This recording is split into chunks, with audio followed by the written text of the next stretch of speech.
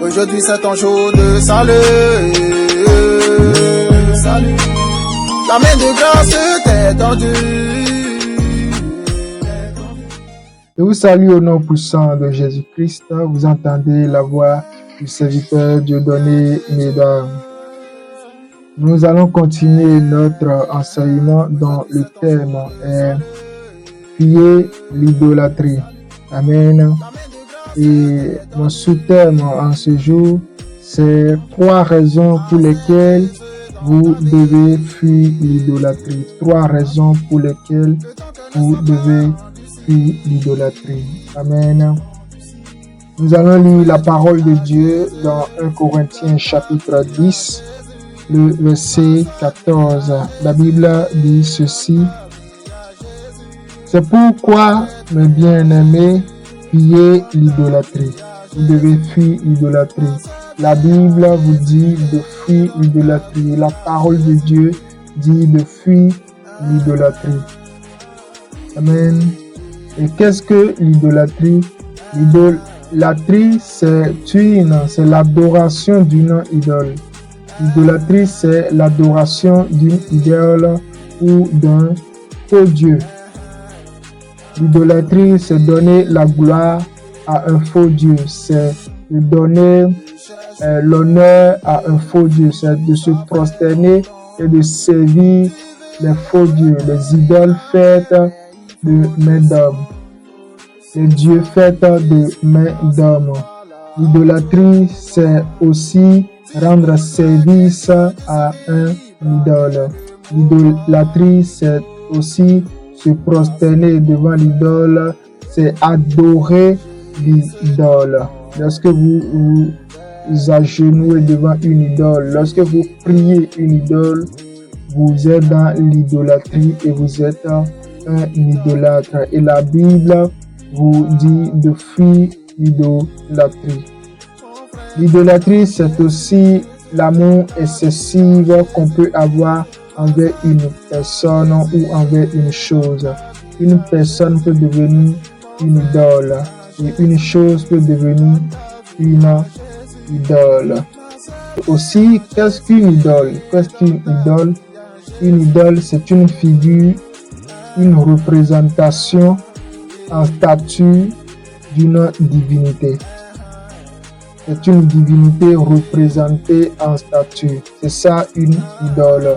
Lorsque vous faites la statuette de jumeaux, cette statuette devient une idole. Lorsque vous faites la statue d'un vaudou, cette statue, cette représentation est une idole. Et une personne peut également devenir une idole dans votre vie. Une chose aussi peut devenir une idole. Donc, notons bien, une chose peut être une idole, une personne peut être une idole, et une représentation peut être une idole. Et lorsque vous aimez une personne excessivement, vous tombez dans l'idolâtrie. Avec cette personne, vous tombez dans l'idolâtrie.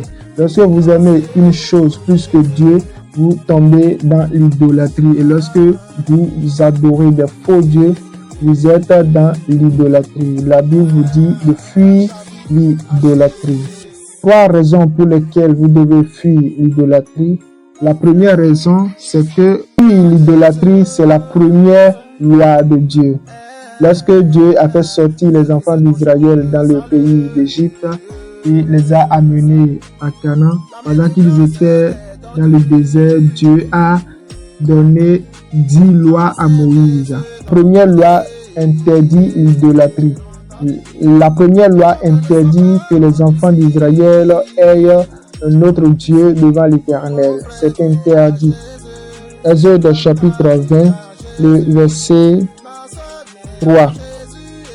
Tu n'auras pas d'autre Dieu devant ma face. Tu n'auras pas d'autre Dieu devant ma face. C'est la première loi que Dieu a donnée aux enfants d'Israël. Tu ne donneras pas la gloire de Dieu à une idole, car Dieu est un Dieu jaloux. Il n'aime pas qu'on l'associe avec des faux dieux ou des idoles. Pourquoi Dieu n'aime pas? Parce que c'est une insulte. C'est une insulte envers Dieu, comme si Dieu est incapable de te protéger, comme si Dieu est incapable de prendre soin de toi alors que c'est lui qui t'a créé. Lorsque tu associes dans ta vie Dieu et une idole, c'est une insulte que tu fais à Dieu. J'aimerais vous donner un exemple. Lorsque j'étais encore adolescent, j'avais un caractère, c'est que quand on me commande quelque chose à faire, je n'aime pas que mon père ou bien la personne qui m'a commandé appelle encore une autre personne pour pouvoir m'aider dans la tâche. Je n'aime pas ça. Si ma mère me dit lave les assiettes, je lave les assiettes. Je n'aime pas qu'elle dise à ma grande soeur va l'aider, que quelqu'un vienne pour m'aider. Non, je n'aime pas ça. Pourquoi? Parce que je veux me sentir capable de pouvoir faire ce qu'on m'a demandé de faire. Je veux que la personne qui me commande soit fière de mon travail. Sinon, lorsque je vais bien faire le travail et que la personne qui m'a demandé avait déjà donné, avait déjà appelé quelqu'un d'autre pour pouvoir m'aider, nous allons partager l'honneur, nous allons partager, comment je vais dire, il y a une certaine fierté que j'ai et je n'aime pas partager cette fierté-là. Quand on me dit tu as bien fait, tu as bien balayé, tu as bien essuyé, je n'aime pas qu'on associe quelqu'un avec moi. Qu'on dise que c'est moi qui ai fait ça et ça me donne de l'honneur. Dans mon enfant, je n'aime pas qu'on associe quelqu'un avec moi quand on me demande de faire quelque chose. C'est aussi le caractère de Dieu. Il n'aime pas que vous l'associez avec des idoles. Lorsque vous donnez votre vie à Jésus, Jésus veut être entièrement dans votre vie. Il veut que vous soyez totalement à lui. Il veut que vous soyez sa possession en totalité. Mais lorsque vous associez une idole avec Dieu, Dieu se retire. Et Dieu se retire et Dieu est jaloux. Et la jalousie de Dieu amène un châtiment. Vous devez fuir l'idolâtrie parce que Dieu l'a interdit. Et Dieu n'aime pas partager sa gloire avec une idole. Deuxième raison pour laquelle vous devez fuir l'idolâtrie, c'est que l'idolâtrie vous met en communion avec les démons. Paul, au travers sa première épître aux Corinthiens chapitre 10, Paul dit que lorsque nous prenons la Sainte Seine, nous sommes en communion avec Christ. Lorsque nous prenons la Sainte Seine, nous sommes en communion avec le ressuscité, avec Dieu. Amen. Mais quand nous mangeons des victimes sacrifiées aux idoles, nous sommes en communion avec les démons. Lorsque tu vis dans l'idolâtrie et que tu fais un sacrifice, ce sacrifice que tu as fait, tu l'as fait pour les démons. Et lorsque tu manges la victime, tu es en communion avec les démons. Comme quelqu'un qui prend la Sainte Seine est en communion avec Jésus, celui qui prend et qui mange la victime sacrifiée aux idoles est en communion avec les démons. Et lorsque tu es en communion avec les démons, c'est que tu es en communion avec la mort. Tu es en communion avec la malédiction. Tu es en communion avec la maladie. Tu es en communion avec la pauvreté. Tu es en communion avec la condamnation. Tu es en communion avec la colère de Dieu. Tu seras châtié. Amen. Vous devez fuir l'idolâtrie pour ne pas être en communion avec les démons. Troisième raison pour laquelle vous devez fuir l'idolâtrie, c'est que l'idolâtrie vous amène en enfer. Nous lisons la parole de Dieu dans Apocalypse chapitre 22, le verset 15. La Bible dit ceci: dehors les chiens, les enchanteurs qui sont des idolâtres, les impudiques, les meurtriers, les idolâtres et quiconque aime et pratique le mensonge. Dehors, il s'agit de la nouvelle Jérusalem céleste.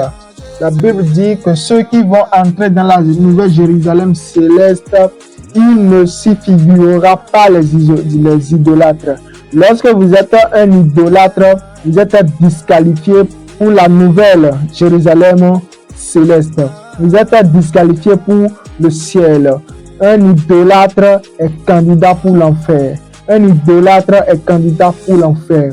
Vous devez fuir l'idolâtrie pour fuir l'enfer et choisir la vie éternelle. Voilà 3 raisons pour lesquelles vous devez fuir l'idolâtrie. Première raison, parce que c'est la loi de Dieu. Vous devez obéir à Dieu. Vous devez aimer Dieu de tout votre cœur. Vous ne devez pas l'associer avec des idoles. Deuxième raison, parce que l'idolâtrie vous met en communion avec les démons. Et lorsque vous êtes en communion avec les démons, vous êtes en communion avec la mort. Troisième raison, l'idolâtrie vous amène en enfer. Vous êtes disqualifié pour la nouvelle Jérusalem céleste et vous êtes candidat pour l'enfer. Fuyez l'idolâtrie et la bénédiction de Dieu sera avec vous. Que Dieu vous bénisse abondamment. Et comme vous le savez, le ministère de la Révélation n'a pas encore un lieu où il fait des cultes présentiels. Et nous sommes en train de chercher un lieu à Abomey-Calavi afin de pouvoir commencer des cultes présentiels. Si peut-être vous avez un endroit que vous pouvez nous céder à Abomey-Calavi, veuillez nous contacter sur le numéro qui est affiché sur l'écran. Nous allons discuter avec vous et nous allons prendre cet espace pour commencer à faire des cultes à cet endroit. Et si vous voulez semer dans le ministère, appelez-nous toujours sur le même numéro. Nous allons vous rencontrer, discuter avec vous et vous allez semer dans le ministère. Que le Seigneur Dieu vous bénisse abondamment. Amen. Mon frère, viens à Jésus, donne ta vie à Jésus. Ma soeur, viens à Jésus.